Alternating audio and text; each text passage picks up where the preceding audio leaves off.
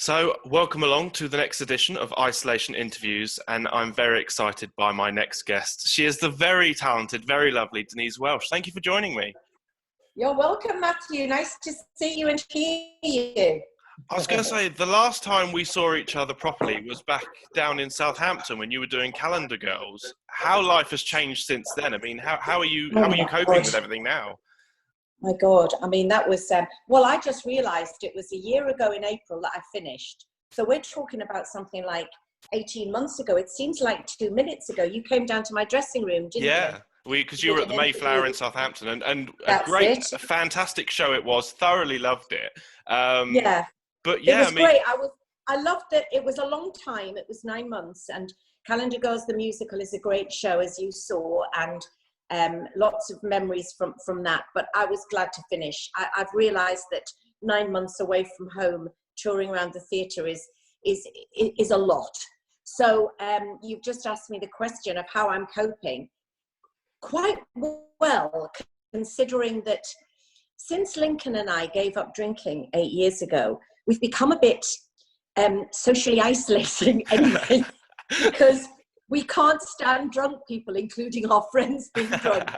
So we tend to think of, a really nice time is just to be together and stay in and watch television, lots of rubbish. We love things like Love After Lockup and 90 Day Fiancé, and we also do watch some posh documentaries as well, but we quite enjoy each other's company. So we've been trapped a little bit in our bubble, but we are aware of how lucky we are that we have a garden. We live in quite a quiet neighborhood, and as I say, so the kids, my kids, Lincoln's boy, my stepson, is he's in Hertfordshire, so he's fine, and my kids are together in Oxford at a recording studio, come living space, so they're fine, and we've been okay.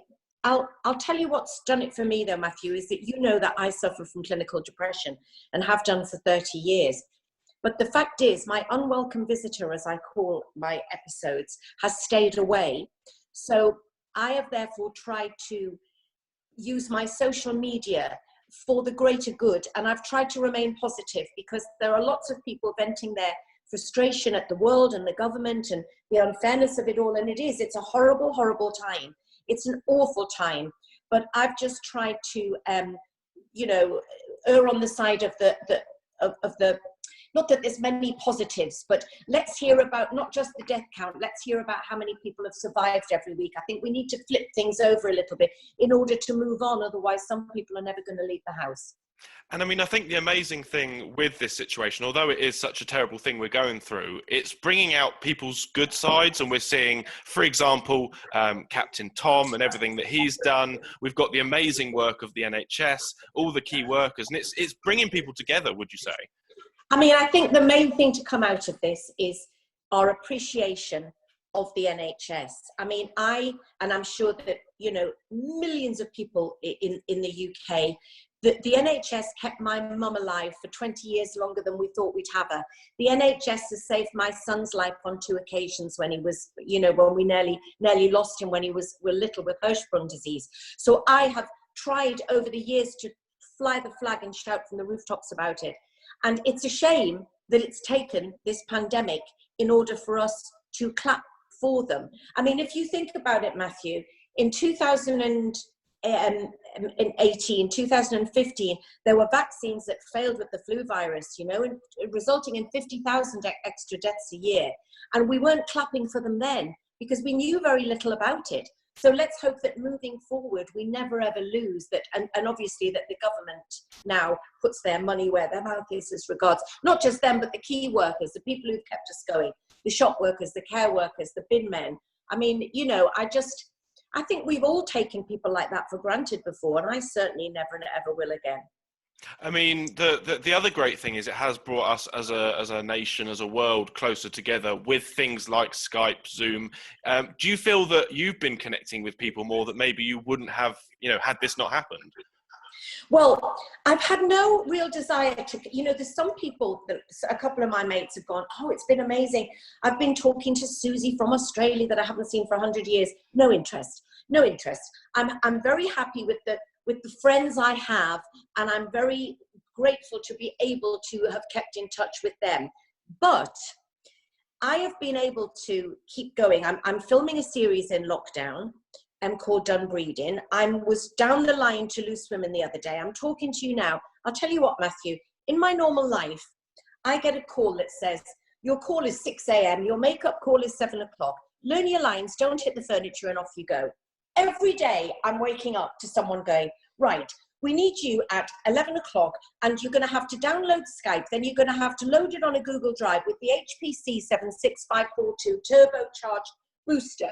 Then you've got to get your wireless headphones. And it's like, oh, if I didn't have my husband, I would not have been able to continue doing any of this throughout lockdown.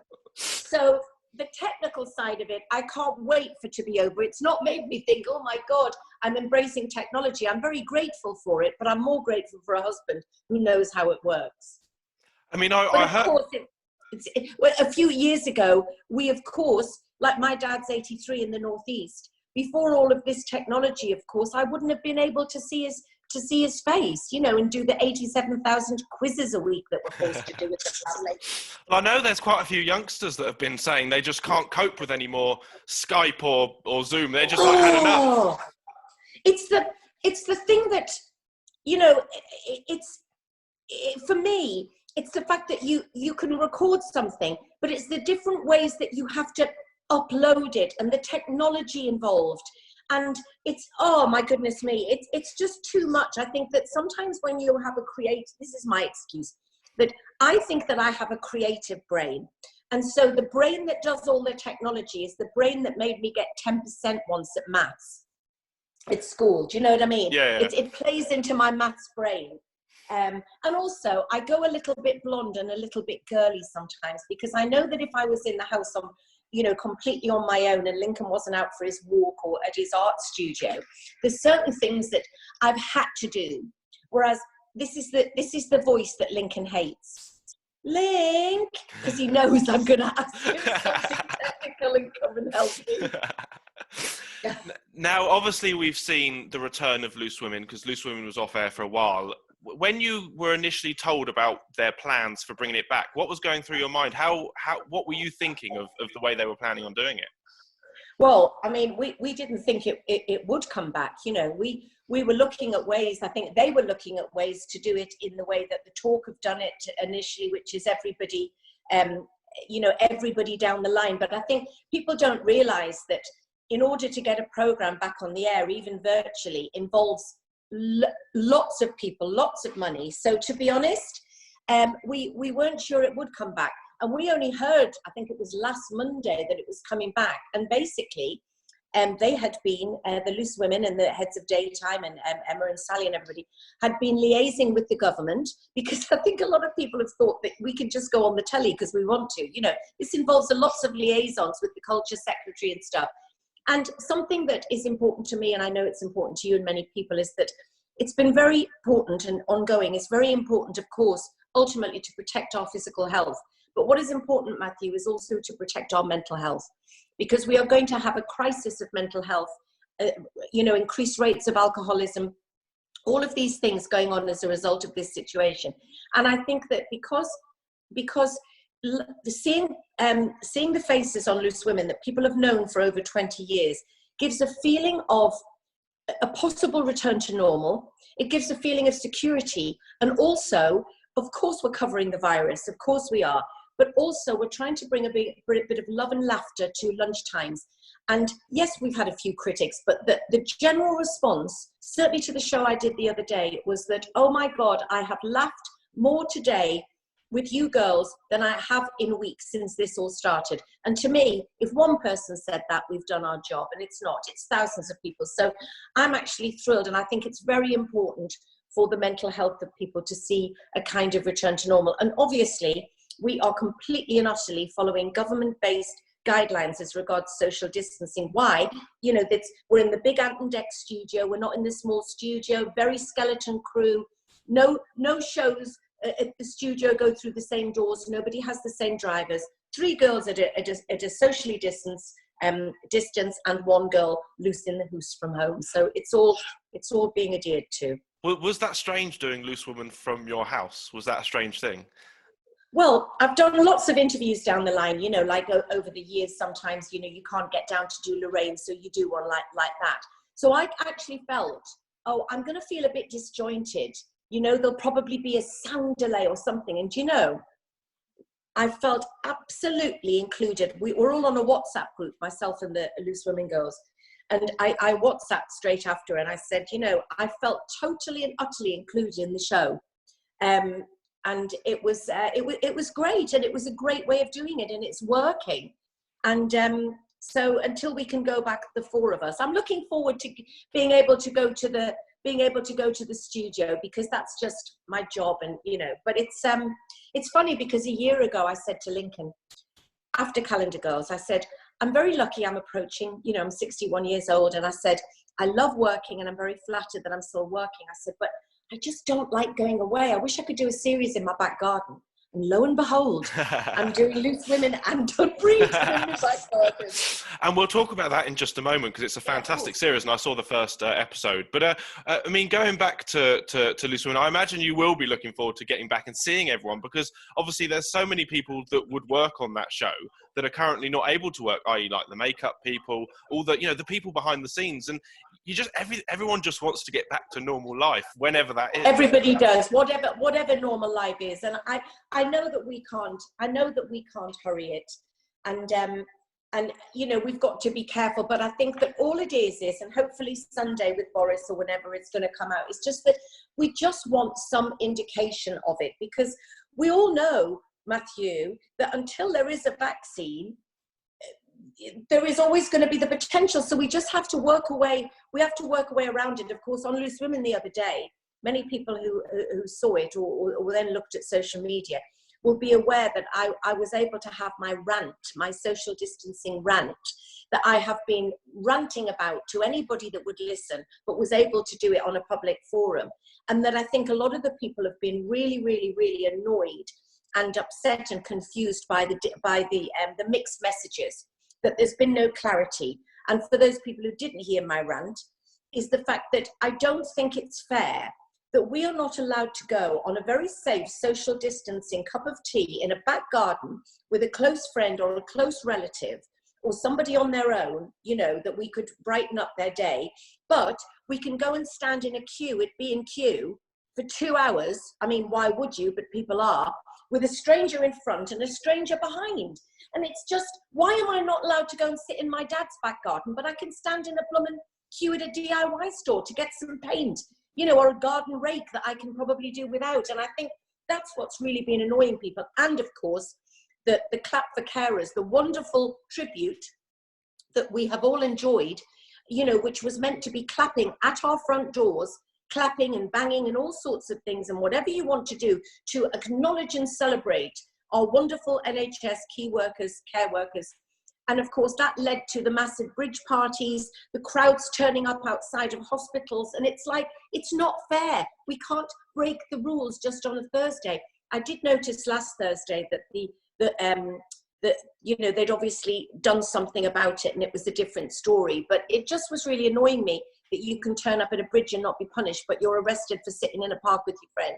So I think we just have to clear the messages up. Because it surprised me as well that no one had been saying anything. I mean, obviously, you know, you were saying stuff, but there was no, it felt like no one in the... No.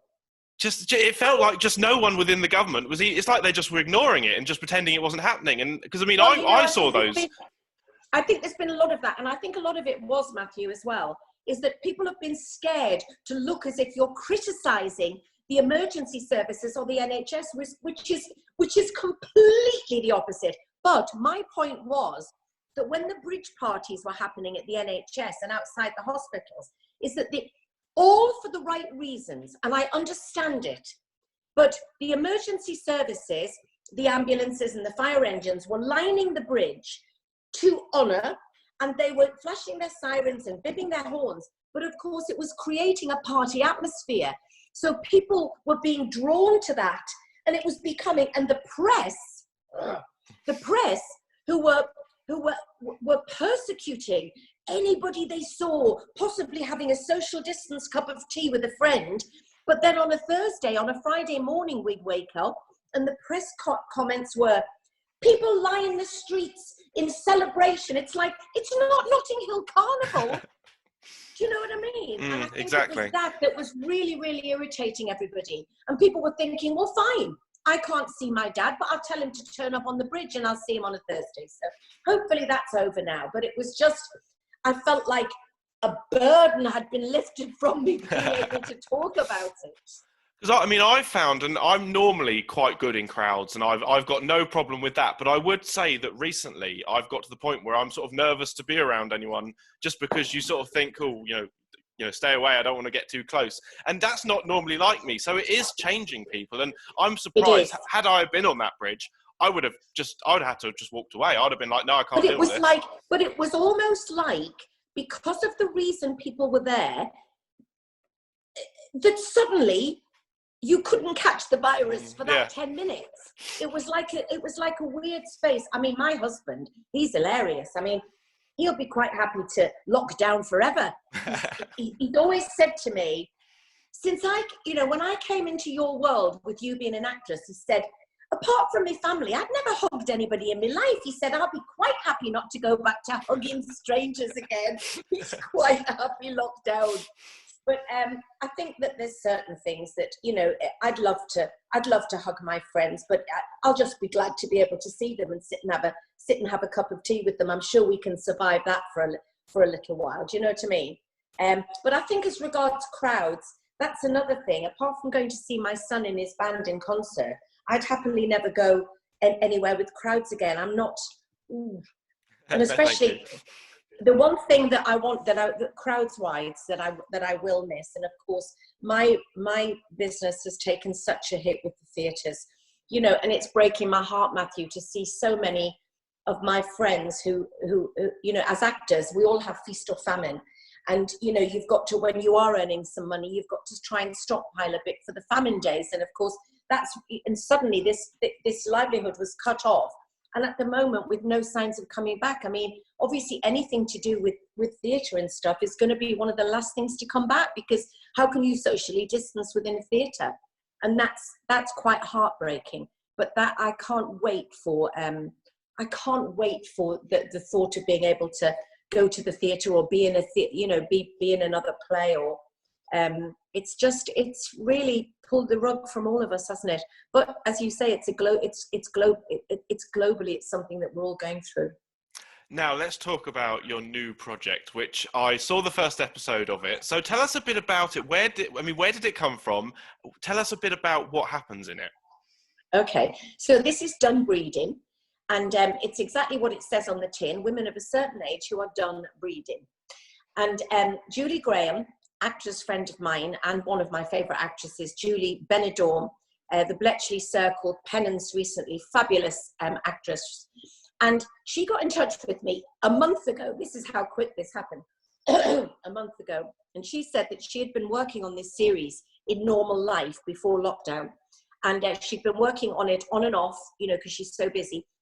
For a few years, about writing a series about a very unrepresented bunch of women, because we're all older, and also women going through menopause, different stages. Menopause is something we're all going to go through, and it's a little bit like depression and stuff. It's still a bit of a taboo, and so anyway, she with her producers had come to her and said, "Look, Julie, why don't you adapt this fabulous show and make some 10-minute episodes?" So she thought, right, okay.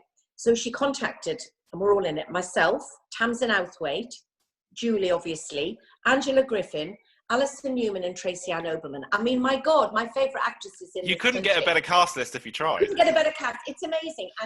And a couple of them I knew a little bit, most of them I didn't. And our friend Kate Thornton is kind of like a friend of lots of people. So I'd known a couple of the girls a little bit. Anyway, we all said yes immediately. We loved our characters. My character is Doll Belvedere from the north. I love her. And it's it's filmed in lockdown, but it's not about lockdown. Obviously, we've had the isolation diaries, which are brilliant. Shows filmed in people's own homes, like without Angela Griffin and Sheridan Smith filming things in their own home, but about isolation. We didn't want to put a time on this because we're hoping that Dun Breedin will have a life outside of lockdown. So So basically, we film in our own homes, and we use, so in my case, I'm locked down with Lincoln. Lincoln is my director of photography. He is also my lover, Zoot, my younger lover. Louis, my son, who is in Oxford, but he's playing my grandson in it, because I didn't have Louis till I was about 110, so it's more likely he's going to be a grandson. And then you've got Julie's daughter playing her daughter. Angela's family are in it as her family. I mean, obviously, Angela's husband is an actor. Lincoln isn't an actor, but he's actually doing a really good job. Julie, it'll be a career change for him. Well, Julie had seen him doing some of his jokey isolator videos on my Instagram page, and thought, oh, he's not half bad. So we film twice a week. Where there's one episode goes out every single week. So the first one, we've had, I think we're nearly up to 70,000 views, which for a web series is amazing. We're getting a bit of interest trickling in from the wider world, and it's amazing. And we rehearse it on Zoom. So before I spoke to you today, we had our rehearsal for episode 6, and we all so we get together. We have a read through with our director Robin Shepherd, who directed Benidorm, Harlots, At Home with the Braithwaites. I mean, God, it's amazing. And then she sends us a shot list, which I never understand. So I go, Ling, like that. And he keeps me right. And off we go. And we've produced this amazing series. And it's also great to show young filmmakers as well that these things can be done. And YouTube is a forum that everybody can use.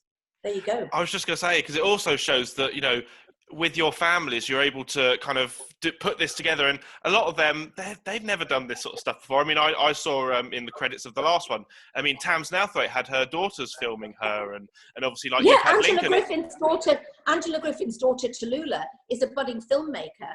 And she apparently is producing some amazing shots. And Lincoln, I'm lucky that because Lincoln is an artist, Lincoln works very much as an online artist as well. So his social media is very important to the way he sells, as God, especially now. So he's been making, he's been working, filming quite a lot of stuff. So he's getting a real eye for it. And what the director loves is, although she sends us a shooting plan where we have to obviously do those shots, Lincoln is now being incredibly creative and he, he's going to come out with some really good skills after this, and especially for the young kids being involved, it's fantastic. So, do we know how many episodes are going to be coming out over the coming weeks? There are 12 10-minute episodes, and number. So we're just. I'm not sure when this is going out. So this will be going out on Friday. So the episode 2 would have gone out yesterday. Would have gone out. Yeah, that's right. So then will be episode 3. So there's one drops about 3 o'clock every Thursday. And little bit of adult content, so we just like to say that, so that there's, and I think there's a sort of parental guidance thing that you can put onto YouTube, but it's great. And as I say, I'm getting the chance to work with these fantastic actresses at a time when I didn't think I'd be working at all. So it's great. That's the other thing. Obviously, no one knows when the next job is going to come up. So it's good to know that you've got something that you can do. And, if this continues for a long time, that you can kind of, they might be able to do it. Absolutely. I mean, I hope that we can do a series when we come out, because I think that as you say, it's a great cast. Julie's a fantastic writer. Who knew? I mean, God, she's coming out with a writing career. I mean, she's a fantastic writer. And also we are, we are underrepresented. I mean, a perfect example being Calendar Girls, Matthew, that you saw. Calendar Girls, the musical, sold out everywhere we went. People of all ages loved it because we were a bunch of older women. We're funny. We don't care anymore. Okay, we might wet ourselves sometimes when we laugh, like I do. Not bothered. Bring it on. Who cares? And between me, Tamsin Outhwaite, Julie Grant, we've all got these young lovers. Do you know what I mean? We're still doing all right for us old birds. So we've got a lot to give. And I think people like seeing older women on television. And this is proving that they do. So yeah, thoroughly recommend checking it out. As I say, it's literally Dun Breedin. You can find it. It's called Dun Breedin. You can find it on any of our Instagram pages. But if you just Google Dun Breedin, it will come up. Yeah. Perfect. So yeah, that's something definitely to check out for anyone who hasn't seen it yet. Now, I just want to say it's been an absolute pleasure talking to you. As ever, thank you for joining me. You're welcome. Before we go, though, is there anything you'd like to say to anyone watching or anyone listening in the hospital? Well, I would just like to say that I know for you guys in hospital, it's been a really, really, really tough time. I know that lots of people haven't been able to see and be with their loved ones in the same way. All I can say is my heart goes out to you. I think that that you're so lucky to have the NHS that you have around you. Thank goodness we can keep connected on here. And you know something? This is all going to be over sooner rather than later. And I think we just have to believe that. We've been here before with this type of pandemic. And I know that there's a lot of government, you know, who knows whatever government we'd have had in, Matthew, who would have done a better job. We know that we were woefully unprepared for a pandemic, but to me, I don't think this hindsight thing is doing anybody any good. We should have done this 3 weeks before. We should have done this 4 weeks before. Let's talk about what we're doing now, how we can all be there for each other, and how wonderful life's going to be in the very near future when this is all done. And I send loads and loads of love to everybody in hospital.